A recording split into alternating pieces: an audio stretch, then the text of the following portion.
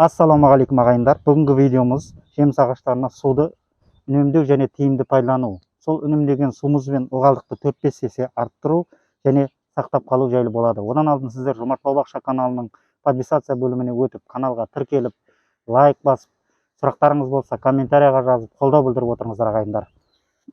Енді жаңағы айтқанымыздай жеміс ағаштарына суды үнемдеп пайдалану жайлы айтамыз. Енді өздеріңіз білесіңіз, жаз келе жатыр. 40 градус, одан да жоғары температуралар болады. Сол кездері енді жеміс ағаштарына суды жеткізу қиындау болады, достар. Сол кезде енді аз суды тиімді пайдаланып, ылғалдықты сақтап қалуға әрекет етуіміз керек. Енді біздің өңірлерде, Маңғыстау өңірінде, енді басқа да кейбір өңірлерде жер асты ылғалдығы жоқ, бізде енді ағып тұрған өзен жоқ. Енді тек қана водопроводпен суғарылатындықтан енді ылғалдықты үнемді пайдалануымыз керек, достар. Енді мен мына жеміс ағаштарыма өзімнің енді 2 жылдан бері жеміс беріп тұрған берік ағашы, барлық жеміс ағаштарыма осы әдісті жасағанмын. Түгел бақшамдағы, мінекей достар, мына қапталынан 20-30 сантиметр сәл былайырақта мынандай пластик трубаны ары қарай қағып қойғанмын, 50-60 сантиметр тереңдікте. Осы енді мынаны суғарғаннан кейін өзі тамшылау әдісімен суғарылады. Осыған мына жиналған су сразу мынау мына түтікше арқылы төменге қарай 50-60 сантиметр тереңдікке барып, сол тереңдіктен астына сіңеді. Енді өздеріңіз ойлаңыздар, достар, бетінен сіңгені қалай болады? 50-60 сантиметр тереңдікте ар жағынан ылғалдық берген қалай болады, достар? Оны өздеріңіз уже білген шығарсыңыздар. Өте тиімді мына ылғал. Ол ар жағына күн түспейді, ол ылғалдық көп уақытқа сақталады, достар.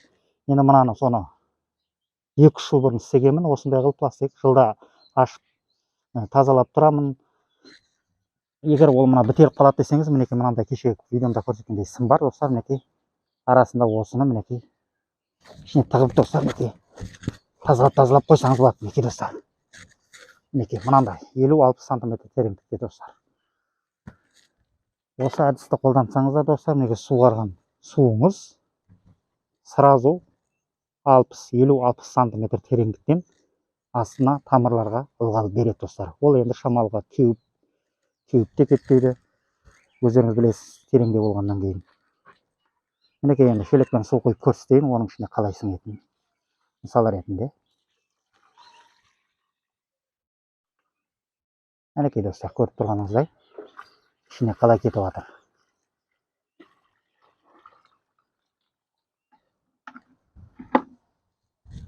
Содан сіңген су астындағы мінекей достар тартып жатыр. Метр тереңдіктен астына ылғалды мол береді, достар. Енді сол трубаны кішені қалай жасау керектігі жайлы мен сіздерге көрсетіп жіберейін, достар. Достар, енді жаңағы айтып жатқан мынадай трубамызды қалай қағуды сіздерге көрсетейін. Достар, енді мынау жеміс ағашы, бұл да енді 4-5 жылдан беріп тұрған өрік ағашы. Жаңағыдай, енді жаңа айтқанымдай, биылғы егілген жас ағаштарға бұны пока істеудің қажеті жоқ. Енді олар әбден ұстап кеткенше, достар. Енді бізге мынандай балға керек болады, куал сияқты. Сосын кішкене мынадай труба керек, жерге қағатын. Мына пластик труба керек болады, осындай мінекей 50-60 сантиметр ұзындықта мынандай пластик труба болса, или темір труба болса да болады, осындай іші кесіп, оны қағамыз, достар. Осыны жасасаңыздар, өте жеміс ағаштарыңызға ылғалдықты өте үнемдеуге өте пайдасы тиеді, достар. Мінекей мынаны мен жаңа алдын ала қағып дайындағанмын. Мінекей достар, мынау енді 50-60 сантиметр тереңдік болса, осы жерлерге дейін жерге қағуымыз керек, достар. Жеміс ағаштарының 30 сантиметрдей алшақтап аламыз. Кішкене тамырларына тигенінің оның ешқандай зияны жоқ.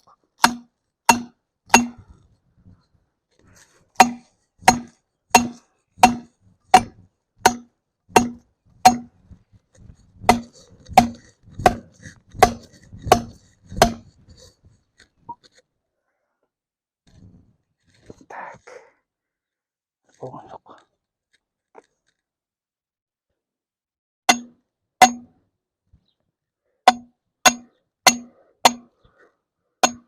Мінекей достар, тесіп болдық. Осылай босатып шығарып аласыңыз, достар. Енді мынау жаңа дайындап қойған трубамызды осының ішіне саламыз, достар. Қараңыздар. Осылай саламыз мінекей. Кішкене жердің бетіне кішкене бір сантиметр жобасында или жарты сантиметрдің жобасында су ары қарай өтетіндей болып көрініп тұрса болады достар.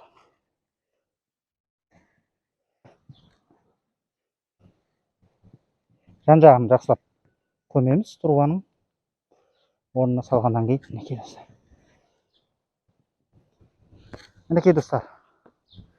Осылай міне трубаны орналастырдық. Енді суарғаннан кейін су прямо осының астынан труба арқылы 50-60 сантиметр тереңдікте астынан ылғал жайылады достар. Енді бұның тиімділігі өте жақсы.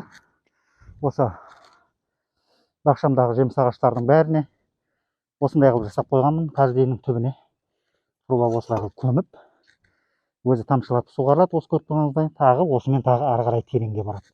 Ертең бұл жаздың күндері суды үнемді тиімді пайдалануға сіздерге өте жақсы көмегі тиеді достар. Енді келесі видеоларды өткізе алмаңыздар. Келесі видеоларымызда жаздың ыстыларында осы ылғалдықты және де көп уақытқа сақтап қалу, қалай сақтап қалу жайлы видео түсіретін боламын достар. Каналға тіркеліңіздер. Қолдау білдіріп отырыңыздар. Сұрақтарыңыз болса комментария қоя кетіңіздер ағайындар. Жемістеріңіз көп болсын. Аман сау болыңыздар достар.